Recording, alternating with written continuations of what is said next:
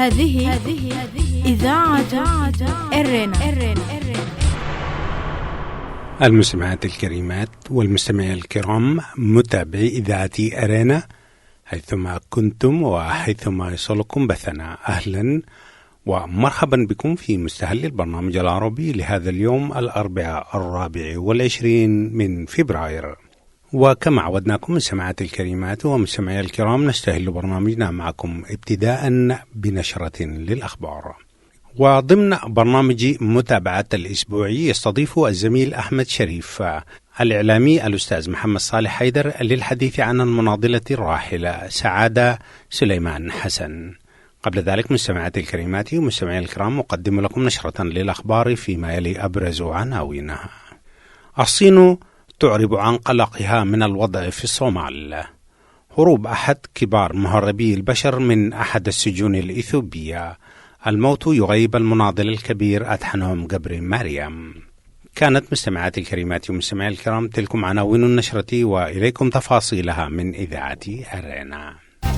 إذاعة إرينا، صوت مستقل لإريتريا. أعربت جمهورية الصين الشعبية على لسان مندوبها الدائم لدى الأمم المتحدة السفير داي بينغ أطراف الأزمة في الصومال إلى ضبط النفس والعمل على إيجاد حل للأزمة السياسية في البلاد. وقال بينغ في اجتماع عبر الفيديو لمجلس الأمن الدولي حول الصومال، نقلته وسائل إعلام صينية أمس ثلاثاء، أن الصين قلقة بشأن أحداث العنف الأخيرة في مقديشو. وأكد السفير دعوة بلاده جميع الأطراف في الصومال إلى ممارسة ضبط النفس والحفاظ على الحوار وإبداء المرونة وإيجاد حل مناسب للأزمة السياسية في أقرب وقت ممكن. وعرب السفير بينغ عن الأمل في إجراء انتخابات في وقت أقرب لإعادة الاستقرار السياسي في الصومال وخلق بيئة مواتية لتركيز الجهود على البناء الوطني. وأضاف أن الصين ترحب بجهود الحكومة الصومالية لتلبية متطلبات تخفيف عبء الديون عن الدولة الفقيرة المثقلة بالديون، وتتوقع أن يوفر المجتمع الدولي مناخا أكثر تسهيلا للتنمية في الصومال. وتابع بينغ أن الصين ستواصل العمل مع المجتمع الدولي لتقديم مساهمات في حدود قدراتها وإمكانياتها من أجل السلام وإعادة الإعمار في الصومال. نجح مهربي بشر خطير من الهروب من أيدي الشرطة الإثيوبية بعد مرافعة أمام المحكمة العليا في أديس أبابا. وكان المهرب والذي يدعى كيداني قد تم القبض عليه قبل عامين بتهمة تهريب البشر والتسبب في موت العشرات في كارثة لامبيدوزا الشهيرة. وكان المدعو كيداني يتحرك بوثائق إثيوبية وإريتريا في أحيان أخرى، وهو مطلوب لدى كل من البوليس الدولي الإنتربول والبوليس الأوروبي الإيوروبول، ومطلوب كذلك في كل من إيطاليا وسويسرا بذات التهم. واحتجزت السلطات الإثيوبية المسؤولين عن احتجازه للتعرف على كيفية هروبه. ويعد كيداني من أخطر المطلوبين للعدالة الدولية بتهمة تهريب البشر. غيب الموت في 19 من الشهر الجاري المناضل السفير أدحنهم جبر مريم إثر علة لم تمهله طويلا. ولد المناضل أدحنهم جبر مريم في منطقة أفلبا في سبتمبر من عام 1945، ودرس فيها المرحلة الابتدائية، وانتقل إلى مدينة دقمحري لإكمال تعليمه المتوسط، ودرس المرحلة الثانوية في مدرسة سان جوزيف في أديس أبابا، ثم التحق بجامعة أديس أبابا. في السنة الثانية من الدراسة قاطع السفير أدحنهم الدراسة والتحق بصفوف قوات التحرير الشعبية في عام 1972، وتدرج في العمل النضالي حتى وصل إلى قائد فرقة عسكرية. بعد التحرير شغل المناضل أدحنهم منصب النائب العام وحاكم إقليم سراي، ثم عمل سفيرا لإريتريا في الدول الإسكندنافية. وآخر منصب رسمي شغله كان سفير إريتريا لدى نيجيريا، حيث انشق عن الحكومة وانضم إلى مجموعة 15 الإصلاحية. وفي مطلع الألفية انضم إلى المعارضة الإريترية، عاملا بجد وإخلاص للتخلص من الحكم الاستبدادي في البلاد. بهذا الخبر مستمعات الكريمات ومستمعي الكرام، نكون وإياكم قد وصلنا إلى نهاية نشرتنا الإخبارية لهذا اليوم، وهذا تذكير بأبرز عناوينها.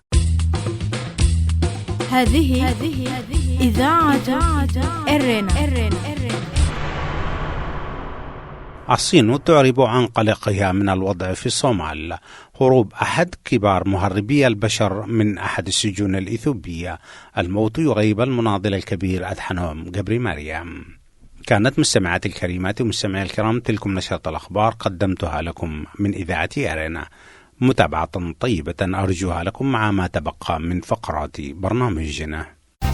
إذاعة إرينا، صوت مستقل لإريتريا.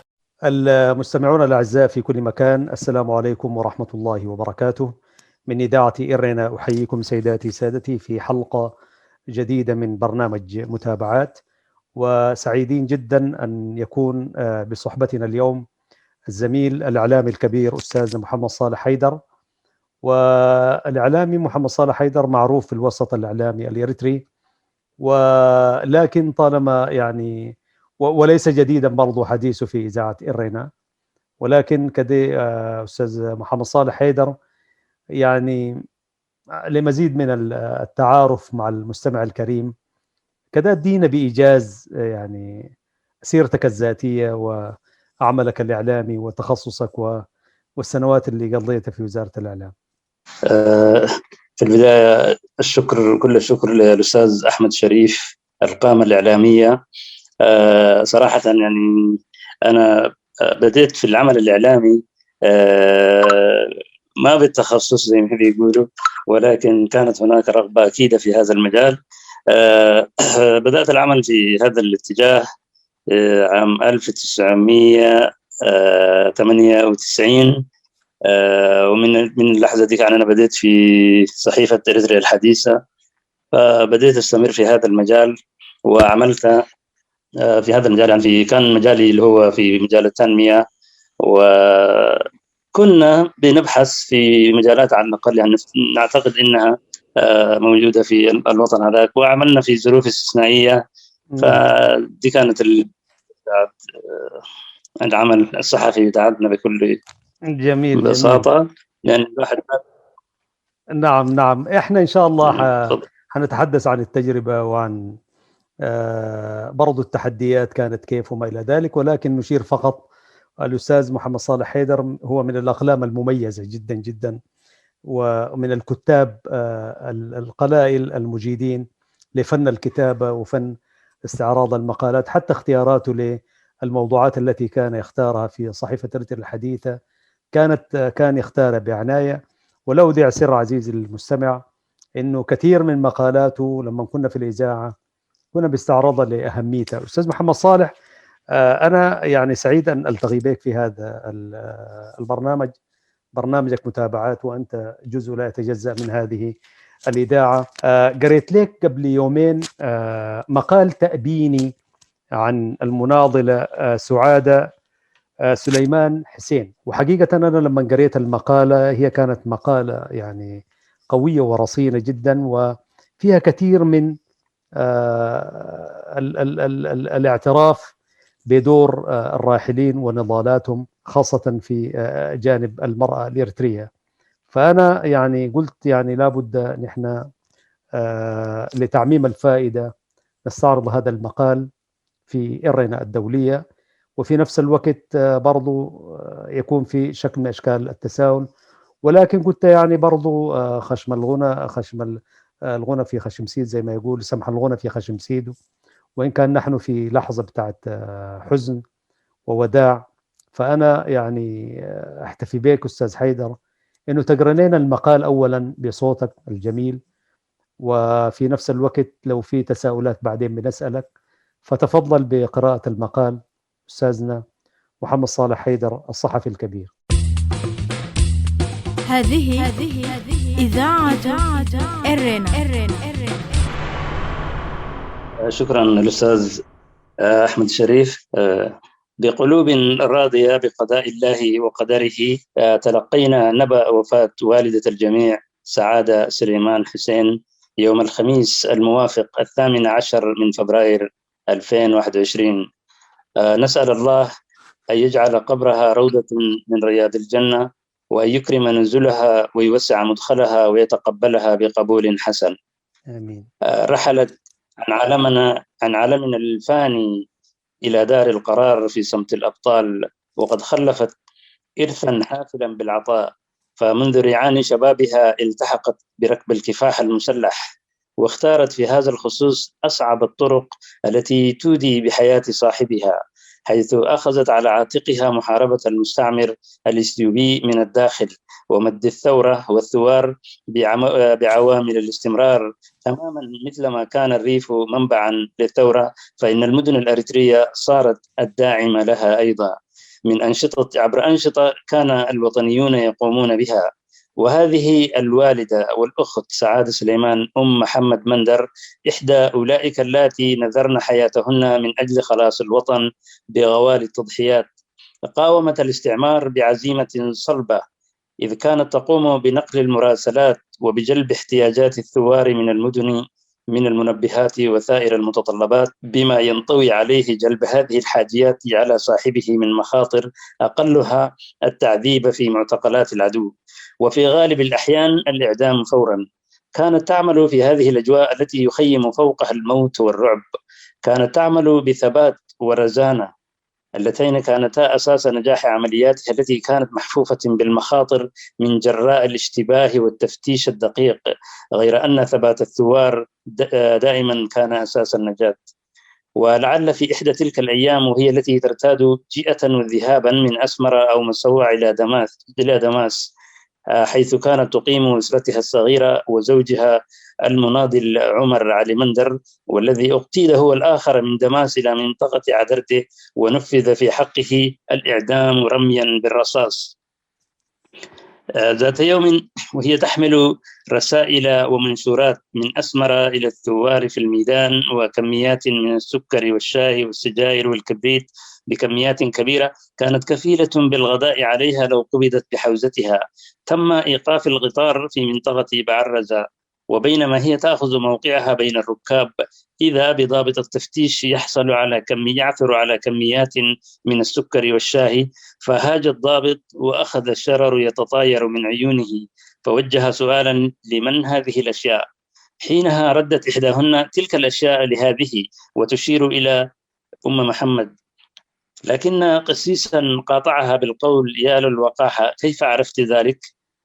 كان لتدخل القسيس أثرا طيبا في تشتيت تركيز الضابط، الذي اعتقد ربما أنها تريد أن تنتقم منها لسابقة بينهما.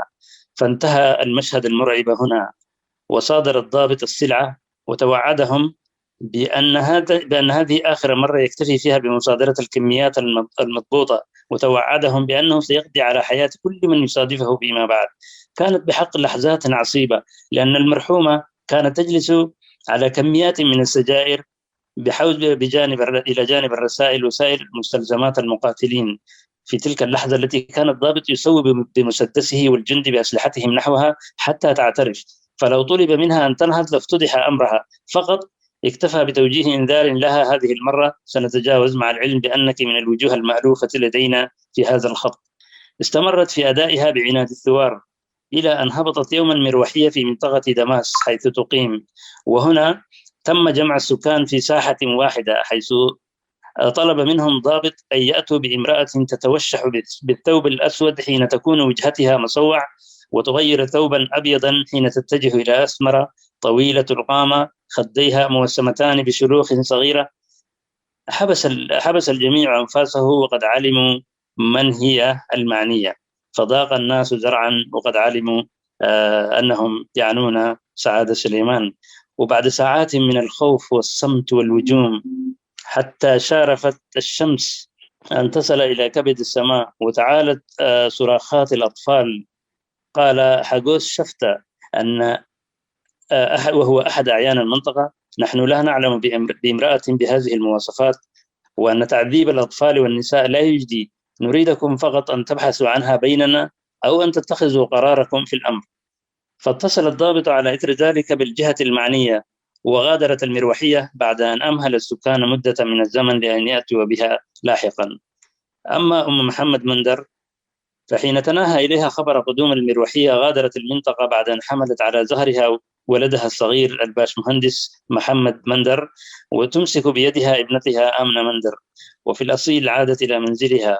وهنا قررت الرحيل وتغيير الموقع كان لزاما، وعلى مراحل غادرت إلى السودان، وكانت في تلك الفترة تجرى اتفاقية أديس أبابا الخاصة بجنوب السودان، وكانت هنالك مخاوف على خلفية هذه الاتفاقية من أن يتم إعادة العناصر الوطنية المطلوبة من قبل المستعمر الإثيوبي، فعمدت بحسها الأمني وتحوطا من الجواسيس الإثيوبيين إلى تسجيل اسمها سعدية عوضا عن سعادة. وهناك في السودان واصلت نشاطها الوطني عبر الاتحاد الوطني للمرأة الأريترية، وقدمت تضحيات للمجتمع الأريتري عبر من خلال دراستها في مدرسة قابلات كسلة لمدة عام، وخدمتها لمجتمعها ما يربو عن 30 عاما. لقد كانت المرحومة الأم الرؤوم لأجيال، إذ مارست عملها كقابلة في معسكرات اللاجئين في بيئة كانت تنعدم فيها الرعاية الصحية، فهناك ولد على يديها الكريمتين أجيال بحكم وظيفتها التي كانت تتقنها، ما جعلها محل رضا وقبول الجميع، فضلا عن الارتياح الذي كان يسود المجال حين تكون موجودة في الوقت الذي تتأهب فيه أم للولادة، ذلك على خلفية ما تقوم به من أداء ينعكس إيجابا وبدون مشاكل، فلم تتعثر على يديها عمليات الولادة، وهو ما كان الجميع يتفاءل بها ويرقب في وجودها في مثل تلك اللحظات. المعلوم أنه في السودان جرت العادة أن تتلقى القابلة هدايا وأموال قيمة من الشعب عن كل ولادة، لكنها كانت تخدم مجتمعها بالمهنة ولم تتغاضى نظير خدماتها أي مقابل، بل على العكس كانت تقدم مساعدات لبعض الأسر المعوزة حين تجدها في أسوأ الأوضاع. ولهذا فقد أخذت تعمل في وظيفة ثانية بمنظمة عبرها تستطيع تغطية حاجياتها الخاصة، حيث كانت تقدم أغذية للأطفال المتضررين من المجاعة وسوء التغذية، إلى جانب قيامها بإرشاد وتوعية الأمهات حول أهمية التغذية، وفي هذا الخصوص كانت تغذي الأطفال الأكثر ضعفا في المركز الصحي لديها، وأما الآخرون فتوزع على أمهاتهم كوتات لتغذية الأطفال لتغذيتهم في المنازل، وكانت تتابع أوضاعهم. وفي إطار عملها الوطني شاركت في المؤتمر الثاني لجبهة التحرير الأريترية عام 1975 كممثلة لاتحاد المرأة عن معسكرات اللاجئين. كان يرافقها في ذلك زوجها الدكتور محمد موسى عطبان، وهو أيضا كان من الرعيل الأول في الثورة، فكان سجل المناضلة الشهيدة حافل بالعطاء، ولم تتخلف يوما أو تدخر جهدا على درب التضحيات إلى أن تكلل كفاح شعبنا الأريتري بالنصر. لها من الأبناء الباش مهندس محمد عمر علي مندر، وآمنة عمر علي مندر، وفاطمة محمد موسى عطبان، وأحمد محمد موسى عطبان. إلى جنات الخلد يا أم محمد. إذاعة إرينا، صوت مستقل لإريتريا. أستاذ حيدر، شكرا، بارك الله فيك، ونترحم على الوالدة المناضلة الراحلة سعادة سليمان حسين. نشكرك على هذا المقال وهذا التأبين اللي يؤكد أنه دور هذه المناضلة والوالدة كان كبير. أستاذ حيدر، هل احتكيت بها، شفتها في المعسكرات ولا أيامك في جندع؟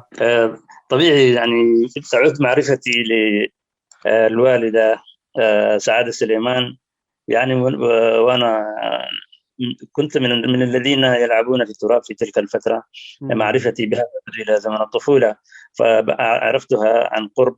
كانت بمثابة الوالدة، وكانت صراحة يعني شخصية عامة، لم تعد قاصرة على منزلها فقط، كانت محل استشارة حتى من الرجال في قضايا كثيرة جدا اجتماعية وطنية. كانت دائمة الحضور، وفي نفس الوقت كانت المرشد بالنسبة لنا، حتى يعني كانت ترشدنا إلى ما يمكن أن يحسن من أوضاعنا كطلبة.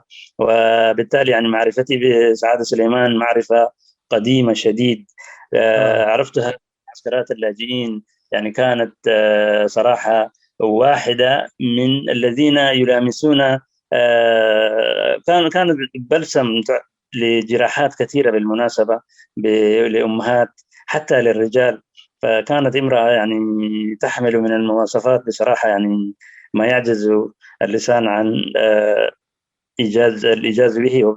فبالتالي يعني دعا كذلك، يعني كانت تشارك المجتمع من خلال يعني حتى ولو انه طبعا كان النشاط هنا ما بتقدر تقول عليه نشاط هذاك، لكن في الجانب الاجتماعي كانت ايضا حاضره في قضايا اجتماعيه كثيره حتى في جندع.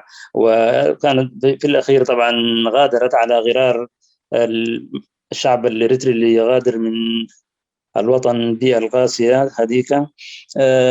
فكانت تعيش حتى في المهجر، وعادت لزيارة ابنتها فقط إلى جندع حيث توفيت هناك.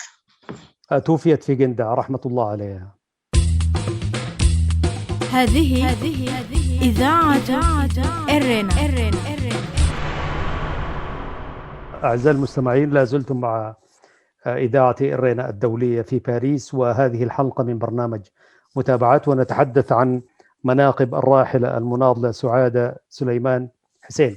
أستاذ حيدر، زي ما قلت إنه كان بإمكانها أن تعيش في مدن السودان، كسلة، القضارف، الشوق على الأقل، لكنها آثرت الحياة في المعسكرات. تفتكر عشان تكون قريبة من ناسها وقريبة من الناس المحتاجين لها كما أشير في مقالتك؟ بكل تأكيد، يعني كان هناك عروض يقدم لها، يعني حتى للاغتراب مثلا في تلك الفترة. كان كثير من الاقتراحات كانت تأتي إليها عشان تهاجر حتى إلى خارج السودان، أو على الأقل يعني تعيش في المدن، في إحدى تختار مدينة من المدن السودانية. كانت كل الظروف مهيئة عليها، لكنها آثرت العمل من أجل هذا المجتمع، وآثرت أنه ما تفارق المجتمع بتاعتها، لأنه كانت بتشوف نفسها من خلال أولئك البائسين الذين يحتاجون لأقل خدمات وما يلقوها في تلك المعسكرات المعزولة اللي كانت بيعيشوا معسكرات. كان الناس يعيشوا فيها حياة استثنائية صراحة، يعني ما في رعاية صحية، ما في يعني أي مرافق خدمية تقدر تقول في المعسكرات بتاعت اللاجئين كانت منعدمة. فبالتالي هي من الذين آثروا حياة البساطة مع مجتمعها اللي يشبهها، واللي أصلا هي نزرت حياتها وهي شابة صغيرة، حاولت أنه تنادل من أجل هؤلاء الناس الذين لا يمكن أن تفارقهم مهما ما دام فيها نبض في الحياة. وبالتالي كانت هي مضرب المثل ومحل احترام وتقدير الجميع. يعني ما في إنسان يقدر يتعرف على سعادة سليمان وإلا بيتكلم عن مناقبها ومآثرها. فكانت يعني صراحة يعني نموذج فريد في مجتمعها، عاشت يعني مثال يحتذى بها سعادة سليمان الله يرحمها. رحمة الله عليها. أستاذ حيدر، لعلك يمكن تتذكر مواقف محددة في المعسكرات، أو مواقف تدل على أن رؤية وتعاونه وإحساسه بالمواطن، وبالذات في حياة اللجوء، كانت مختلفة تماما عن بقية زميلاته. هل تذكر مواقف معينة أستاذ حيدر غير ما ذكرت في مقالك؟ بكل تأكيد، يعني كانت عندها من المواقف الجميلة جدا واللي يحسب لها. قدرت تبذر الوعي وتجذره في أوساط الأمهات الإريتريات. يعني دائما عندنا احنا يعني زي ما تقول نوع من الانقباض تجاه العمل العام. فهي من خلال وجودها، والناس في البداية طبعا كانوا بيتحفظوا منها هي، لكن أثبتت أنها إنسانة يعني مناضلة تعمل في العمل العام. والمجال العام ده ما هو بمجال مختص بناس معينين أو على فئة شريحة معينة في المجتمع.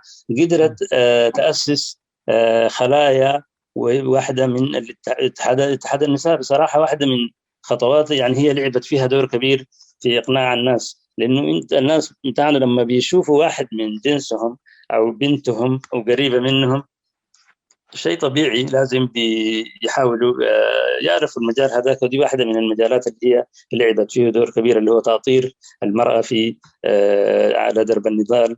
يعني المرأة الإريترية اللي كانت مقيمة في معسكرات اللاجئين بالنسبة لها كانت يعني جهد كبير وبصمات واضحة في تأطير المرأة في المعسكرات اللي هي عاشت فيها. نعم، رحمة الله عليها. أستاذ حيدر، تفتكر إنه ما كتب عنا في السوشيال ميديا تحديدا من جانب معارفها، هل كان وجدت ما ينبغي أن يذكر عن مناقبه ودوره كما تابعت أستاذ حيدر، أو كما ورد في التأبين الذي أقيم على روحه عبر منصة الزوم؟ الكتابات كانت إلى أي مدى، وكيف ترى أهمية إقامة أمسيات العزاء على استخداما للسوشيال ميديا؟ حقيقة هذه الفكرة راقت لي كثيرا، وأنا صراحة يعني مرتاح شديد إنه إحنا في المنفى يعني قدرنا نخترع لنفسنا محطة للتواصل من خلالها إحنا نقدر نظهر مآثر لشخصيات وطنية لعبت دور كبير من أجل هذا الوطن، ولم تنال حظها أصلا في إنه الناس بيتكلموا عنها. فعندنا الناس الأبطال الإريتريين عادة بيرحلون عن عالمنا هذا وفي صمت رهيب. يعني إحنا يعني ولظروف نعيشها على أي حال أحس إنه لسه يعني عندنا أمامنا مجال كبير لازم اللي هو بنكتب ونظهر الناس اللي قدموا ونذروا حياتهم من أجل هذا الشعب العظيم. فبالتالي يعني كل ما نشر، أنا الآن يعني مرتاح لكل ما نشر، ولكن أحس إنه لسه المجال بيحتاج إلى دراسة أكثر ونبحث بالذات. يعني دي فرصة كبيرة، يعني أنا أكون سعيد جدا لما نتكلم نتيح مساحة لأبطال مثل سعادة سليمان، وكم يعني كتار زيها بعشرات المئات عندنا مثلها لم ينالوا حظهم في النشر، وحتى الناس ما بتتعرف عليهم. بالمقابل عندنا هناك جهات قد تظهر أشياء أصلا من أشياء صغيرة ممكن الناس بيعملوا حاجات كبيرة، لكن عندنا إحنا هذا الاتجاه شوية يعني يتطلب مننا ننتبه له، بحيث نوثق للأبطال، نعطيهم جزء بسيط من حقوقهم علينا نحن. نعم، ومن هنا تأتي أهمية، كهكذا نظن أهمية هذا البرنامج واهتمامه، وهذه التغطية واللقاء مع حضرتك أستاذنا الكبير محمد صالح حيدر. ولا نقول إلا ما يرضي الله. الله يرحمه إن شاء الله ويسكنه فسيح جناته مع الصديقين والشهداء، ونعزي عبرك المندر كلهم وأبناء خاصة أهاليها الموجودين في السودان، حيث هي جات زيارة لبتة في قندع زي ما قلت، ولكل أجل كتاب، وتوفاها الله هناك. وده يعني برضو على الأقل كمقاتلة، يعني إنه قدرت تدفن في بلدها وهي جابتها يعني أجل قضاء الكتاب، وإلا يعني برضو كانت حتدفن في السودان كما دفن كثير من الأبطال. أنا بشكرك باسم كل المستمعين أستاذنا حيدر، ولو في يعني كلمة أخيرة تقول في روح المرحومة وفي كل الراحلين يكون جميل. تفضل أستاذ حيدر. كل الشكر والتقدير لإذاعة إرينا الدولية على اهتمامها بهذا الاتجاه. و يعني في الختام أنا أترحم على روح كل شهيد إريتري نذر حياته رخيصة من أجل أن يبقى هذا الوطن الذي إذا تعرض لانتكاسة لفترة ما، أنا على يقين بأن الأمور لن تستمر هكذا، فالوطن سيسعنا جميعا. وأسأل الله أن يخص شهداءنا بالرحمة والغفران، وأسأل الله لهم جنات الفردوس الأعلى. وشكرا جزيلا الأستاذ الصحفي الكبير أستاذنا أحمد الشريف. بارك الله فيك أستاذنا حيدر، وأشكرك باسم كل المستمعين، ونترحم عليها مجددا ولكل الشهداء. وإن شاء الله دائما يعني نحن نكون في المكان المناسب كإذاعة إرنا الدولية، حتى ما نقدم للمستمع ما ينبغي تقديمه. أشكرك باسم كل المستمعين. في الختام سادتي، تحياتي لكم مع زملائي في الإذاعة والهندسة والإخراج والإشراف العام، الأستاذ فتحي عثمان وكذلك بنيام سمعون. والسلام عليكم ورحمة الله وبركاته. شكرا لك أستاذ حيدر. إذاعة إرينا، صوت مستقل لإريتريا. المستمعات الكريمات والمستمعين الكرام، أهلا وسهلا بكم مجددا. قبل ختام فقرات برنامجنا لهذا اليوم أقدم لكم موجزا سريعا لأهم ما ورد في صدر نشرتنا الإخبارية. الصين تعرب عن قلقها من الوضع في الصومال. دعت الصين على لسان مندوبها الدائم لدى الأمم المتحدة السفير داي بينغ أطراف الأزمة في الصومال إلى ضبط النفس والعمل على إيجاد حل للأزمة السياسية في البلاد. وقال بينغ في اجتماع عبر الفيديو لمجلس الأمن حول الصومال نقلته وسائل إعلام صينية أمس الثلاثاء أن الصين قلقة بشأن أحداث العنف الأخيرة في مقديشو. وأكد السفير دعوة بلاده جميع أطراف في الصومال إلى ممارسة ضبط النفس والحفاظ على الحوار وإبداء المرونة وإيجاد حل مناسب للمأزق السياسي في أقرب وقت ممكن. هروب أحد كبار مهربي البشر من أحد السجون الإثيوبية. نجح مهربي بشر خطير من الهروب من أيدي الشرطة الإثيوبية بعد مرافعة أمام المحكمة العليا في أديس أبابا. وكان المهرب والذي يدعى كيداني قد تم القبض عليه قبل عامين بتهمة تهريب البشر والتسبب في موت العشرات في كارثة لامبيدوزا الشهيرة. وكان المدعو كيداني يتحرك بوثائق إثيوبية وإريتريا في أحيان أخرى، وهو مطلوب لدى كل من البوليس الدولي الإنتربول والبوليس الأوروبي اليوروبول، ومطلوب كذلك في كل من إيطاليا وسويسرا بذات التهم. الموت يغيب المناضل أدحنوم جبري مريم. غيب الموت في 19 من الشهر الجاري المناضل السفير أدحنوم جبري مريم إثر علة لم تمهله طويلا. وآخر منصب رسمي شغله كان سفير إريتريا لدى نيجيريا، حيث انشق عن الحكومة وانضم إلى مجموعة 15 الإصلاحية في مطلع الألفية، ثم انضم إلى المعارضة الإريترية عاملا بجد وإخلاص للتخلص من الحكم الاستبدادي في البلاد. كان هذا مستمعات الكريمات ومستمعي الكرام موجزا لأهم ما ورد في صدر نشرتنا الإخبارية، وبه نكون وإياكم قد وصلنا إلى نهاية فقرات برنامجنا. قبل الختام مستمعات الكريمات ومستمعي الكرام أذكركم دوما بأنكم يمكنكم الكتابة إلينا والتواصل معنا على البريد الإلكتروني arabicirena@gmail.com. حتى الملتقى بكم مجددا مستمعات الكريمات ومستمعي الكرام في حلقة جديدة من برنامج متابعة الأسبوعي والبرامج الأخرى لإذاعة إيرنا. تقبلوا تحيات زميلي أحمد شريف وتحيات محدثكم فتحي عثمان، وتقبلوا كذلك تحيات زملائنا في الاستوديوهات الرئيسية للإذاعة في باريس، ودمتم في رعاية الله وحفظه وأمانه. هذه إذاعة إيرنا.